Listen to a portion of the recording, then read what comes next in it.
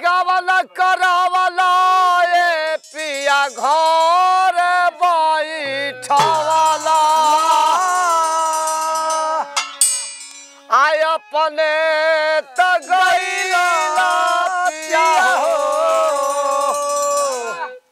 अपने त गईला पिया हो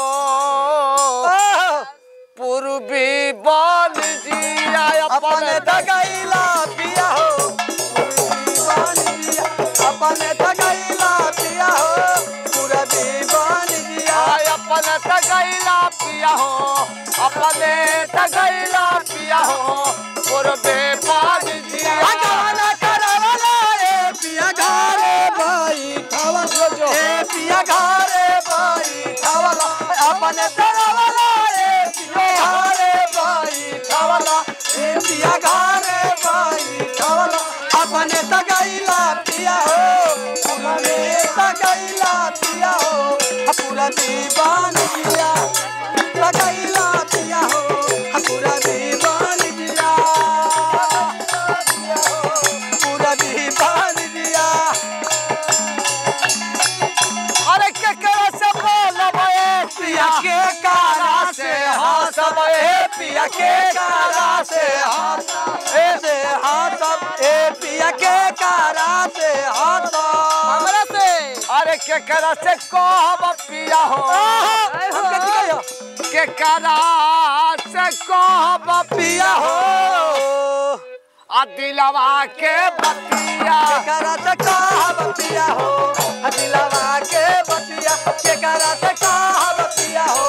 आ दिलवा के बतिया के करा से कहब दिलवा के बतिया पिया के दिलवा के बतिया दिलवा के बतिया के करा से कहब पिया हो आ दिलवा के बतिया के करा से कहब पिया हो आ दिलवा के बतिया अरे ससुर जी से बोली हो ये धनी अरे नाना दो से हंसिया ए धनी नाना दो से हंसिया ए धनी नाना दो से हंसिया अरे देवरा से कही हो धनी हो देवरा से कही हो धनी हो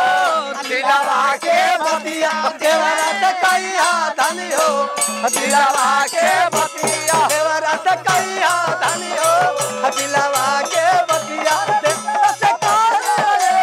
दिलवा के बतिया के करा से पूछब ए पिया दिलवा के बतिया देवरा से कहो पिया हो दिलवा से कहो पिया हो दिलवा के बतिया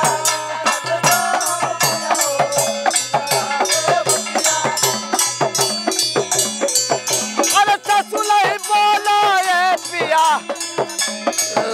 अरे ससुलाई बोला ए पिया